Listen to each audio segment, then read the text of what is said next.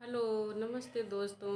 आपका हमारे YouTube channel Hindi साहित्य अध्ययन में बहुत बहुत स्वागत है। दोस्तों, हम इस समय शुक्ल जी की किताब हिंदी साहित्य के इतिहास के महत्वपूर्ण कथनों को देख रहे हैं और हमने इसमें उन्हीं कथनों को लिया है जो किसी न किसी परीक्षा में आए हों। अगर आप शुक्ल जी की किताब पहली बार पढ़ रहे हैं तब तो मैं आपको यह विश्वास नहीं दिला सकती, लेकिन अगर जो आप परीक्षा दिए हों, टीजीटी, पीजीटी, एलटी, नेट, कोई भी असिस्टेंट प्रोफेसर, कोई भी परीक्षा अगर जो आप दिए हों तो आपको मेरी बातों पर विश्वास हो जाएगा कि मैंने इसमें उन्हीं कथनों को लिया है जो किसी न किसी पेपर में आए हुए हैं।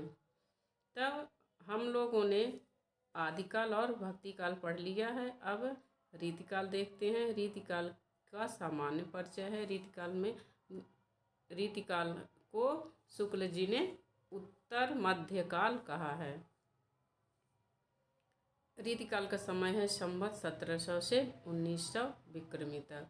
सबसे पहले प्रश्न यही पूछ लेता है कि जो शुक्ल जी ने हिंदी साहित्य का कालों का विभाजन किया वह किस में किया, संवत में किया या ईस्वी में किया। ये भी प्रश्न पूछता है तो ईस्वी में किया। अगर आपने कोई परीक्षा दी हो, नहीं दिए हैं, तो आपके लिए और यह वीडियो हेल्पफुल है। आप शुक्ल जी की किताब ले लीजिए, एक बार पहले पढ़ लीजिए लाइन बाय लाइन।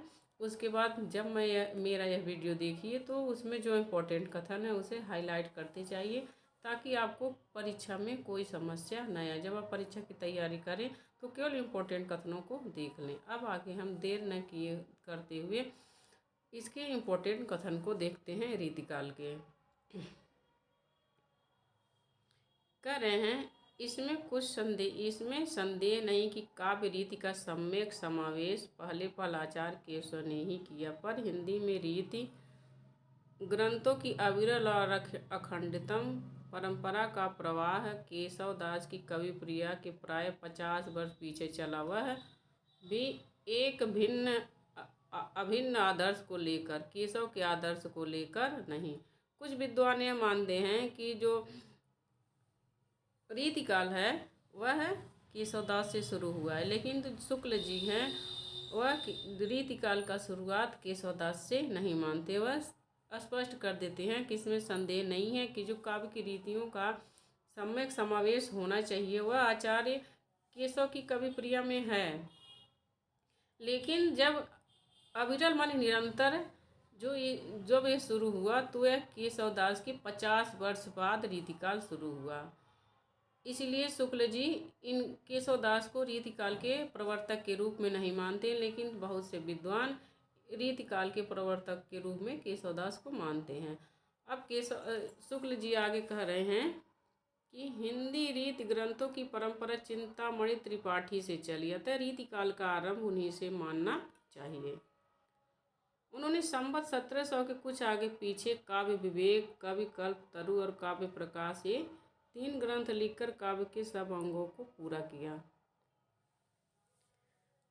मैं एक बार फिर कहती हूँ, अगर जो आप परीक्षाएं दिए हों तो आपको पता होगा कि शुक्ल जी की किताब से कितने प्रश्न बनते हैं। मैंने पिछली परीक्षाओं की एक बुक मंगाई है, उसमें मैंने देखा है तो अक्सर एक परीक्षा के कम से कम 50% जो प्रश्न हैं वह शुक्ल जी की किताब से मिलते हैं। अगर जो आप चाहते हैं कि आपकी कोई भी परीक्षा दें उसमें आपका सिलेक्शन हो जाए तो मैं बार बार आपसे यही कहूँगी कि शुक्ल जी की किताब को 3-4 बार तो अच्छे से पढ़ डालिए और हाईलाइट कर लीजिए, इससे आपको बहुत हेल्पफुल मिलेगा। अब इसमें शुक्ल जी कह रहे हैं कि जो रीति ग्रंथ है मैंने रीतिकाल की शुरुआत चिंतामणि त्रिपाठी से चली और उन्हीं से रीतिकाल का आरंभ मानना चाहिए। फिर आगे उनकी रचनाएं दे रहे हैं कि काव्य विवेक, कल्प कल्पतरु और काव्य प्रकाश, ये क्या है? ये उनकी रचनाएं हैं चिंतामणि त्रिपाठी की।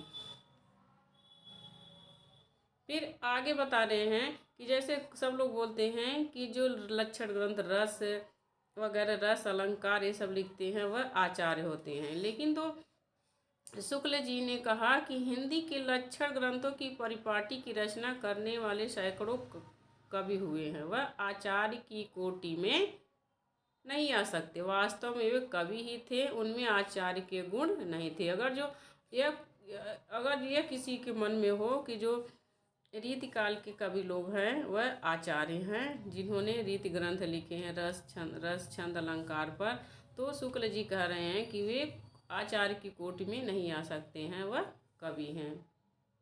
अब आगे इस देखते हैं रीति ग्रंथकार कवि। रीति रीति ग्रंथकार कवि मतलब जिन्होंने रीतियों के अनुसार, काव्य की रीतियों के अनुसार रचना की। काव्य की रीतियाँ जो काव्य के अंग हैं, काव्यांग, उनके अनुसार रचना की। तो काव्यांग जैसे कि शुक्ल जी ने रीतिकाल को खाली दो ही भागों में बांटा, एक रीति ग्रंथकार कवि, एक अन्य कवि। लेकिन जो डॉक्टर नगेंद्र हैं उन्होंने और विश्वनाथ प्रसाद त्रिपाठी ने, उन्होंने जो रीतिकाल है उनको तीन भागों में बांटा है, रीतिबद्ध, रीति सिद्ध और रीति मुक्त। लेकिन शुक्ल जी दो ही में बांटते हैं। तो रीतिबद्ध उन कवियों को कहते हैं जो हिंदी के काव्य के अंगों, काव्यांगों और काव्य की रीतियों के अनुसार रचना किए हैं, उन्हें रीतिबद्ध कहते हैं। और रीति सिद्ध उन कवि को कहते हैं कि जिनकी रचनाएं देख के पता चलता है कि इन्हें काव्य की रीतियों की पूरी जानकारी थी, लेकिन वे अपनी रचना में काव्य की रीतियों का पालन नहीं किए हैं। और तीसरा है रीति मुक्त। रीति मुक्त उन कवियों को कहते हैं जिन्होंने केवल अपने मन के जो भाव हैं वह व्यक्त कर दिए, वह रीति मुक्त कवि कहलाएं। आगे है, अब इसमें क्योंकि रीतिकाल की शुरुआत चिंतामणि त्रिपाठी से हुई और चिंतामणि त्रिपाठी ये रीतिबद्ध कवि हैं, तो यहाँ पर इनकी प्रमुख रचनाएं दी है, कर रहे हैं छंद विचार, काव्य विवेक, कवि कुल, कल्प तरु, काव्य प्रकाश और रामायण। ये चिंतामणि त्रिपाठी की रचनाएं हैं। उसके बाद हमने इसमें उन्हीं इम्पोर्टेंट कवियों को लिया है रीतिकाल के, जो परीक्षा में पूछे जाते हैं। परीक्षा में प्रश्न पूछ लिए जाते हैं कि ये किस काल के कवि हैं। तो ऐसे जो प्रसिद्ध कवि हैं उनके बारे में प्रश्न नहीं पूछा जाता, क्योंकि प्रसिद्ध कवियों के बारे में तो सब लोग जानते हैं, लेकिन जो कम प्रसिद्ध हैं उनके बारे में पूछ लिया जाता है कि ये रीतिकाल के हैं। शुक्ल जी ने इन्हें रीतिकाल में रखा है कि किस काल में रखा है। तो जो रीतिकाल है उसके प्रमुख कवि बेनी, महाराज जसवंत सिंह, बिहारी लाल, बिहारी तो मोस्ट इम्पोर्टेंट है, मंडन, मतिराम, भूषण, सुखदेव मिश्र, कालिदास त्रिवेदी, श्रीधर, सूरत मिश्र, रविंद्र, उदयनाथ, श्रीपति, कृष्ण कवि, भिखारी दास, दलपति राय, वंशीधर, रसलीन, रघुनाथ, कुलपति मिश्र, निवाज, देव, तोषनी, दुलह, रूपसाई, शिव, सहायदास, रतन कवि, वेणी बंदीजन, वेणी प्रवीण, पद्माकर भट्ट, ग्वाल कवि। यहाँ पर ध्यान देने की आवश्यकता है कि इसमें जो है वह रीति ग्रंथकार कवि हैं। तो प्रश्न पूछ जाता है इसमें शुक्ल जी ने किस रीति ग्रंथकार कवि को लिया है। तो जो रीतिबद्ध कवि हैं उन्हीं का इसमें नाम है। रीति काल के अन्य कवि जो दो भागों में शुक्ल जी ने विभाजन किया है उसके कवि नहीं है। तो प्रश्न इसमें से पूछ लेता है, 3-4 जैसे ऑप्शन दे देगा, 3 दे देगा और एक कह देगा कि इसमें से कौन रीति ग्रंथकार कवि नहीं है। तो यह ध्यान देने की बात है। अब आगे है बिहारी। बिहारी रीतिकाल के रीति सिद्ध शाखा के कवि हैं और इनकी एक ही रचना है बिहारी सतसई। इन्होंने अपनी एक रचना के बल पर ही हिंदी काव्य जगत में अपना महत्वपूर्ण स्थान बनाया है। अब उनके बारे में महत्वपूर्ण कथन देखते हैं जो शुक्ल जी ने कहे हैं। कह रहे हैं, श्रृंगार रस के ग्रंथों की जितनी ख्यात और जितना मान बिहारी सतसई का हुआ उतना और किसी का नहीं। इसके एक एक दोहे हिंदी साहित्य में एक एक रत्न माने जाते हैं। ये इंपॉर्टेंट कथन है, ये आप अपनी किताब रामचंद्र शुक्ल जी के इतिहास में हाईलाइट कर लीजिएगा। आगे है मुक्तक के बारे में। मुक्तक काव्य के बारे में शुक्ल जी कह रहे हैं, जैसे प्रबंध काव्य होता है तो किसी के पूरे जीवन पर आधारित होता है। मुक्तक काव्य के बारे में कह रहे हैं, इसमें तो रस के ऐसे ऐसे छींटे पड़ते हैं जिनसे हृदय कलिका थोड़ी देर के लिए खिल उठती है। यदि प्रबंध काव्य विस्तृत वनस्थली है तो मुक्तक चुना हुआ गुलदस्ता। मोस्ट इम्पोर्टेंट है, ये मोस्ट इम्पोर्टेंट कथन। शुक्ल जी ने जो बिहारी जी के बारे में कहा है, जितने भी कथन हैं वह सारे इम्पोर्टेंट है, किसी न किसी पेपर में आए हुए। अगर जो आप मेरी बात मान के एक बार शुक्ल जी की पुस्तक पढ़ लेंगे और उसको हाईलाइट कर लेंगे तो मैं विश्वास दिलाती हूँ कि आपको परीक्षा में ज़रूर हेल्प मिलेगी, किसी भी परीक्षा में, कोई भी परीक्षा हो। आगे शुक्ल जी के बिहारी के बारे में जो शुक्ल जी के कथन है उसको देखते हैं। कह रहे हैं, जिस कवि में कल्पना की समाहार शक्ति के साथ साथ भाषा की समाहार शक्ति जितनी अधिक होगी उतनी ही वह मुक्तक की रचना में सफल होगा। यह क्षमता बिहारी में पूर्ण रूप से वर्तमान थी। आगे बिहारी के बारे में जो कथन है, बिहारी की रस व्यंजना का पूर्ण वैभव उनके अनुभवों में दिखाई पड़ता है। अधिक स्थलों पर तो इनकी योजना की निपुणता और अधिक उक्ति कौशल के दर्शन होते हैं, पर इस विधान में उनकी कल्पना की मधुरता झलकती है। अनुभवों और भावों की ऐसी सुंदर योजना कोई श्रृंगारिक कवि नहीं कर सकता। आगे मोस्ट इम्पोर्टेंट है, प्रश्न ही पूछता है कि गागर में सागर भरना ये किस कवि का गुण है? बिहारी का। कह रहे हैं, बिहारी का गागर में सागर भरने का जो गुण इतना प्रसिद्ध हुआ बहुत कुछ रूढ़ की स्थापना से ही संभव हुआ। बिहारी की भाषा चलती होने पर भी साहित्यिक है, यहाँ बिहारी रहेगा।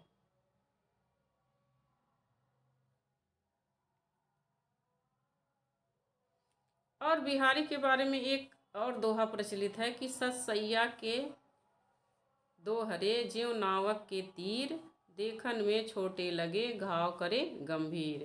पूछ लिया जाता है यह किस कवि के बारे में है, तो यह बिहारी के बारे में है। इसके बाद अब सेकंड नंबर पर हैं मतीराम। इनकी प्रमुख रचनाएं, ये प्रसिद्ध कवि हैं इसलिए हमें इनकी पूरी रचना याद होनी चाहिए। ललित ललाम, छंदसार, रसराज, साहित्यसार, लक्षण श्रृंगार, मतीराम सतसई, ये मतीराम की रचना है।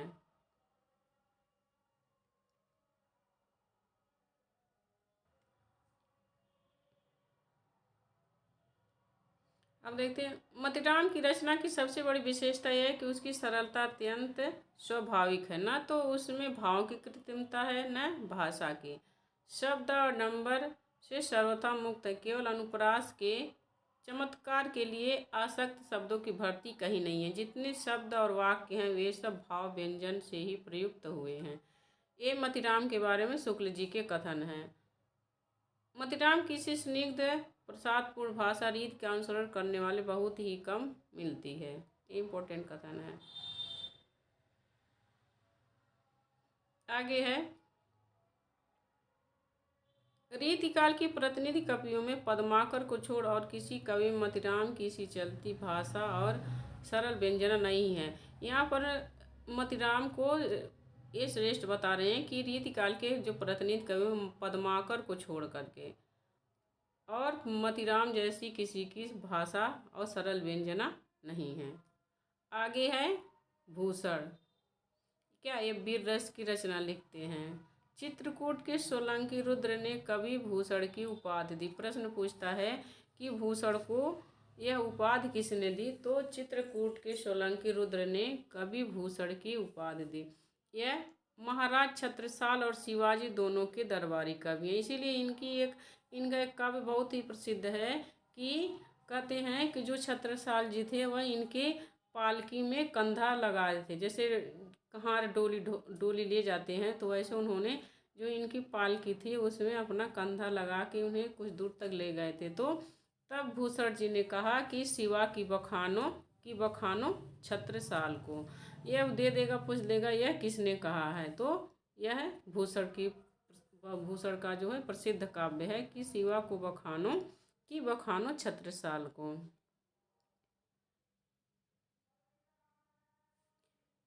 रीतिकाल के कवि होने के कारण भूषण ने अपना प्रधान ग्रंथ शिवराज भूषण अलंकार के ग्रंथ के रूप में बनाया।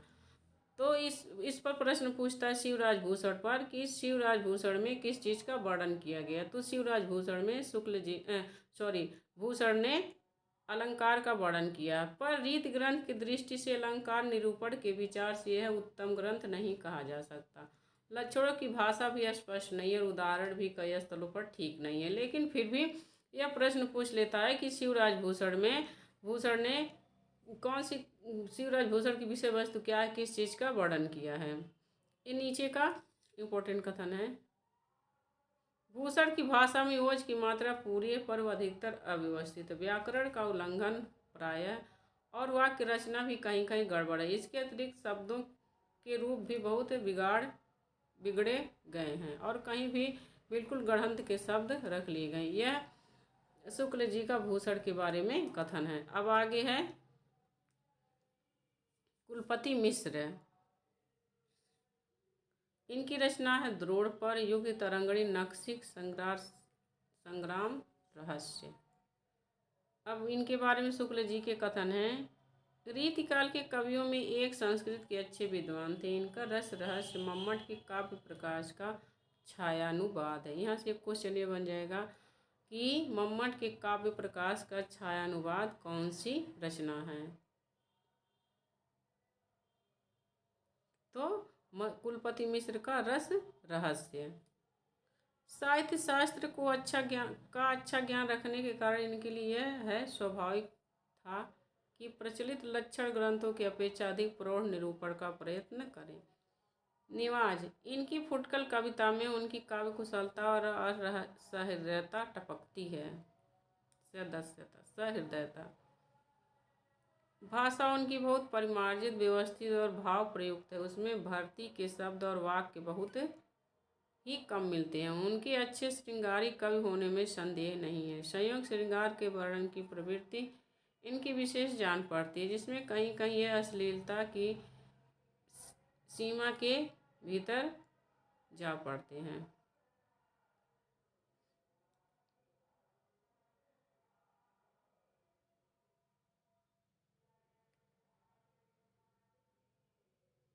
आगे देव। ये रीतिकाल के बहुत ही इम्पोर्टेंट कवि हैं देव, और इन्होंने अपने अष्टयाम भाव विलास में अंग्रेज औरंगजेब के बड़े पुत्र आजम शाह को सुनाया था, जो हिंदी कविता का प्रेमी था। ये भी इम्पोर्टेंट है। प्रमुख रचनाएं अष्टयाम, भाव विलास, सुजान, विनोद, भवानी विलास, देवचरित, प्रेमचंद्रिका, काव्य रसायन, शब्द रसायन, रस विलास, ये सब इनकी रचनाएं हैं। आगे है भिखारी दास। भिखारी दास भी इम्पोर्टेंट है। इनकी रचनाएं रस सारांश, छंदारव पिंगल, काव्य निर्णय, श्रृंगार निर्णय, नाम प्रकाश, विष्णु पुराण, छत्र प्रकाश, शतरंज शतिका, अमर प्रकाश, यह भिखारी दास की रचनाएं हैं। इम्पोर्टेंट है, पूछ ली जाती है पेपर में भिखारी दास की रचनाएं। आगे हैं पद्माकर भट्ट। इनके बारे में शुक्ल जी कह रहे हैं, रीतिकाल के कवियों में सहृदय समाज इन्हें श्रेष्ठ स्थान देता है। ऐसा सर्वप्रिय कवि इस काल के भीतर बिहारी को छोड़ दूसरा नहीं। ये मोस्ट इम्पॉर्टेंट है, ये नेट के पेपर में आया हुआ था कि यह कथन शुक्ल जी किसके बारे में कह रहे हैं, ऐसे प्रश्न दिया था। तो यह पद्माकर भट्ट के बारे में है। इन्हें कविराज शिरोमणि की उपाधि प्रताप सिंह ने दी थी। और आगे इनके बारे में कथन है पद्माकर भट्ट के बारे में। इनकी मधुर कल्पना ऐसी स्वाभाविक और भावपूर्ण मूर्ति विधान करती कि पाठक मानो प्रत्यक्ष अनुभूति में मग्न हो जाता है। ऐसी सजीव मूर्ति विधान करने वाला कल्पना बिहारी को छोड़कर और किसी कवि में नहीं पाया जाता है। यह पद्माकर भट्ट के बारे में एक प्रश्न इसमें पूछ लेगा कि यह किस कवि के बारे में कहा गया है या यह किस विद्वान ने कहा है।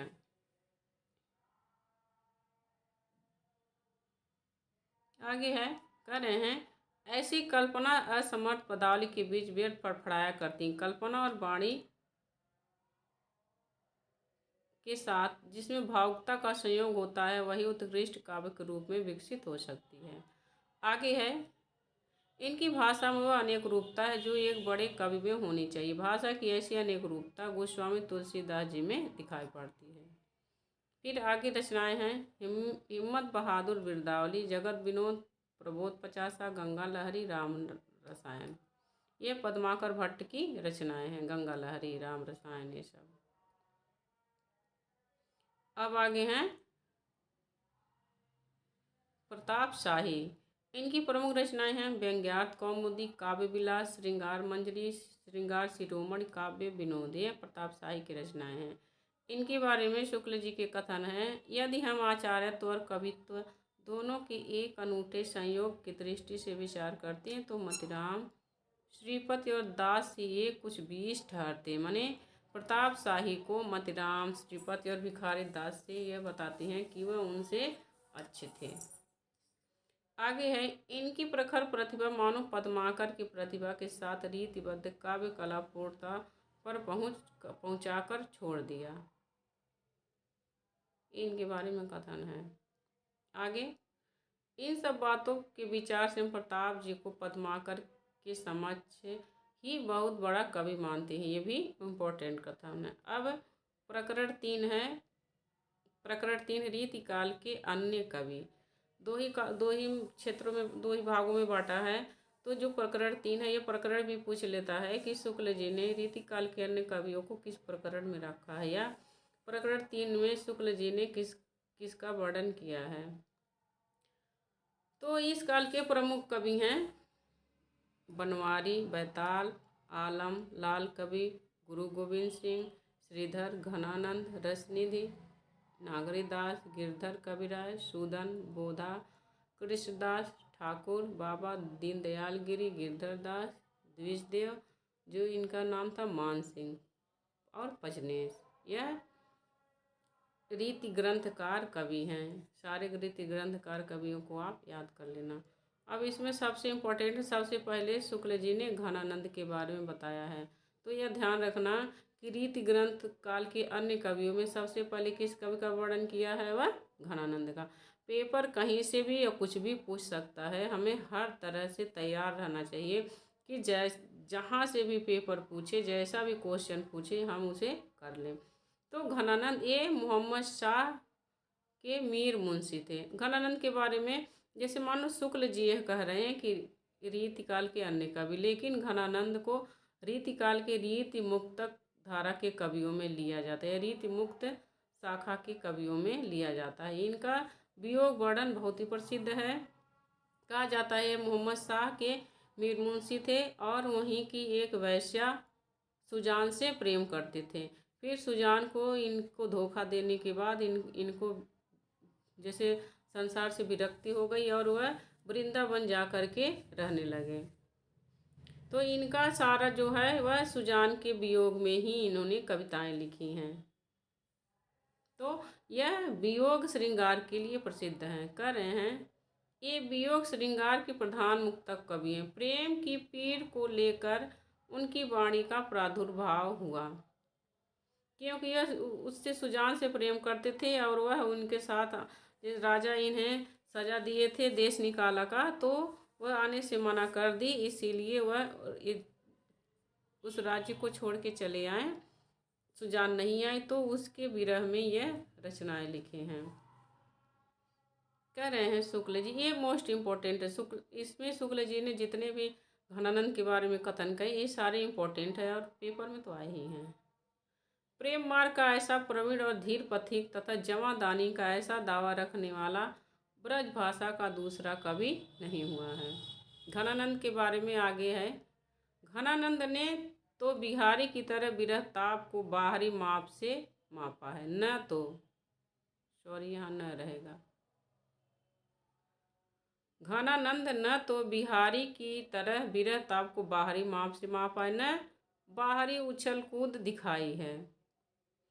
जो कुछ हलचल है वह भीतर की है। बाहर से यह वियोग प्रशांत और गंभीर है, न उसमें करवटें बदलना है, न सेज का आग की तरह जलना है और न उछल उछल कर भागना है। उनका मौन मधी पुकार, ये मोस्ट इम्पॉर्टेंट है।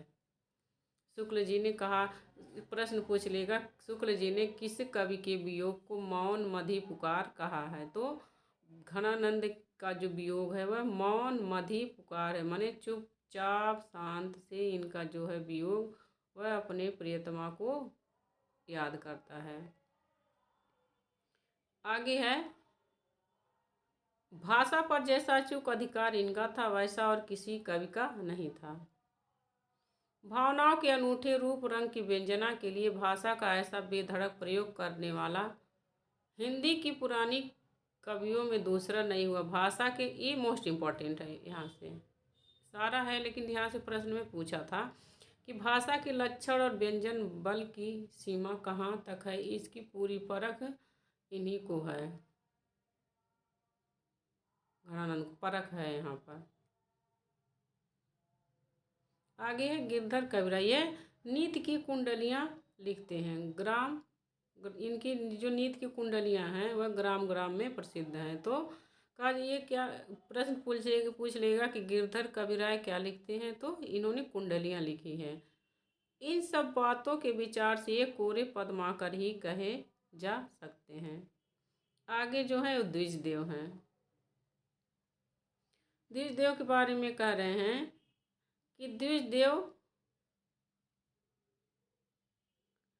कवित्व और काव्य प्रेमियों में ऐसे प्रसिद्ध हैं जैसे पद्माकर। ब्रज भाषा के श्रृंगारी कवियों की परंपरा में इन्हें अंतिम प्रसिद्ध कवि समझना चाहिए। जिस प्रकार लक्षण ग्रंथ लिखने वाले कवियों में पद्माकर अंतिम कवि हैं, उसी प्रकार समूची श्रृंगार परंपरा में ये हैं। अब यहाँ पर मोस्ट इम्पॉर्टेंट कथन द्विजदेव के बारे में यहाँ 2 प्रश्न बनेगा। एक तो प्रश्न पूछ लेगा कि ब्रज भाषा के श्रृंगारी कवियों के अंतिम कवि कौन है, तो पद्माकर।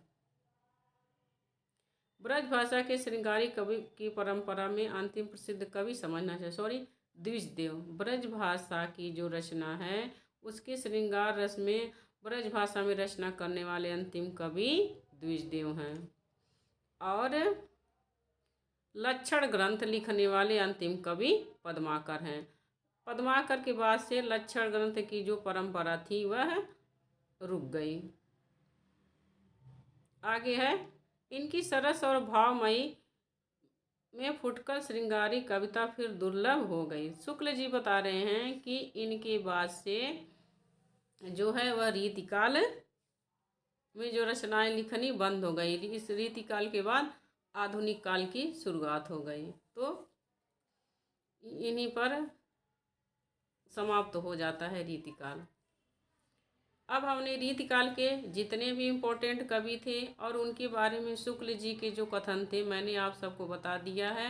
आप सब अपनी किताब में, शुक्ल जी की किताब में हाईलाइट कर लीजिएगा, और जब पेपर होगा तो आपको पता चल जाएगा कि मैंने सही सही कहा है कि ये किसी न किसी पेपर में पूछे गए हैं। मैं झूठ नहीं कही हूँ कि मैं अपना वीडियो आपको बताने के लिए ऐसे झूठ में बोल दूँ कि यह पूछे गए हैं।